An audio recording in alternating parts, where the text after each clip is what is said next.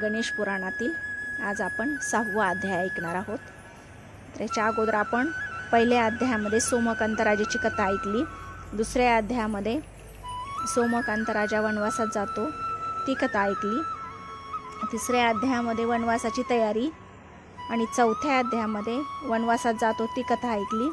पाचव्या अध्यायामध्ये आपण सुधर्माला ऋषिकुमार भेटतो आणि आता आपण 6वा अध्याय भृग ऋषींचा आश्रम ही कथा ऐकणार आहोत।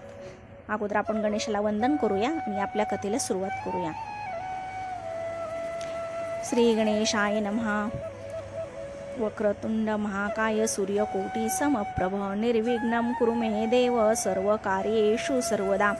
वक्रतुंड असलेल्या, थोराड शरीर असलेल्या, कोटी सूर्याप्रमाणे तेज असलेल्या हे देवा गणेशा, माझी सर्व कार्ये नेहमी निर्विघ्न कर। आता आपण आज 6वा अध्याय ऐकणार आहोत। सूत सोमकांताची कथा पुढे सांगू लागले। सुधर्म राणीचे हे बोलणे ऐकून ऋषिकुमार फार दुःखी झाला। काहीच न बोलता ऋषिकुमाराने आपला कलश भरून घेतला आणि तो घेऊन आश्रमातील आपल्या पित्यासमोर ठेवून खाली मान घालून उभा राहिला। त्याच्या खिन्नपणाचे कारण भृग ऋषींनी त्याला विचारले। ऋषिकुमाराने सोमकांत राजाची हकीकत भृग ऋषींना सांगितली। ऋषींनी त्याला सांगितले की त्यांना आश्रमात घेऊन ये। पित्यांची आज्ञा होताच ऋषिकुमार पुन्हा त्या सरोवरापाशी आला। तोपर्यंत कंदमुळे व फळे आणायला गेलेले प्रधानही परत आले होते। ऋषिपुत्राने सुधर्मेला म्हटले, हे राजश्रिये, माझ्या पिताजींनी तुम्हा सर्वांना आमच्या आश्रमात घेऊन येण्याची मला आज्ञा केली आहे, तरी आपण माझ्या आश्रमात यावे।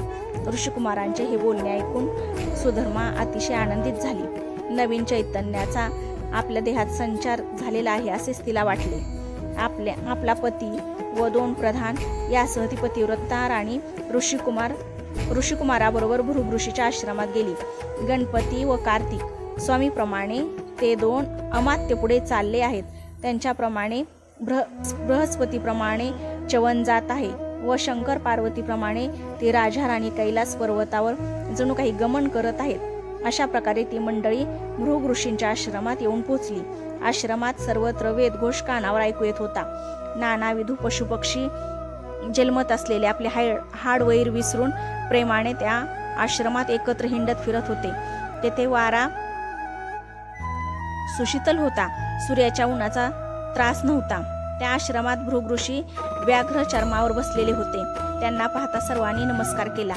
नंतर सोमकांताने हात जोडून नम्रपणे भृग ऋषीला म्हटले की आपल्या दर्शनाने माझा जन्म धन्य झाला।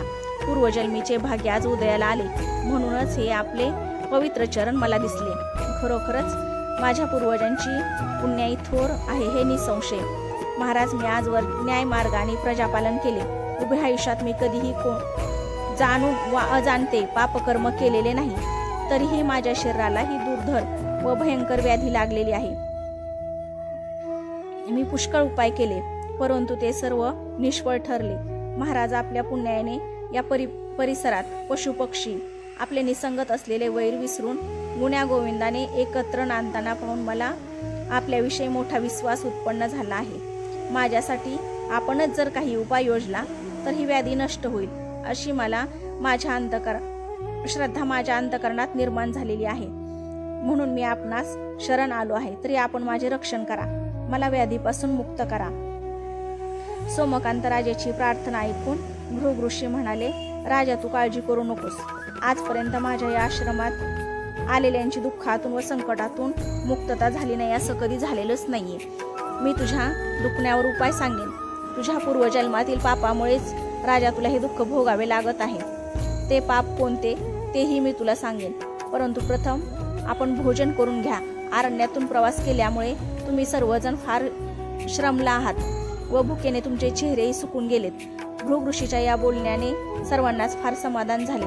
नंतर भृग ऋषींनी सर्वांना अभंग स्नान करून उंची वस्त्रालंकार अर्पण केली व मिष्टान्न भोजन जेवायला दिले। भोजनानंतर ऋषींनी दिलेल्या मृदू शय्येवर सर्वांनी विश्रांती घेतली। ऋषींच्या आश्वासनामुळे राजाची चिंता दूर पळून गेली होती, म्हणून राजाला त्या आश्रमात जशी शांत झोप लागली तशी त्याला आपल्या राजवाड्यातही कधी लागली नव्हती। आपण आज ह्या 6व्या अध्यायात भृग ऋषीच्या आश्रमात सुधर्मा आणि सोमकांत राजा आलेले आहेत ते ऐकलं. आता आपण पुढील अध्यायामध्ये सोमकांताचा पूर्वजन्म हा 7व्या अध्यायामध्ये आपण ऐकणार आहोत. तर तुम्हाला ही कथा कशी वाटली ती नक्की कमेंट करून सांगा. शेअर करा आणि सबस्क्राईब करायला विसरू नका.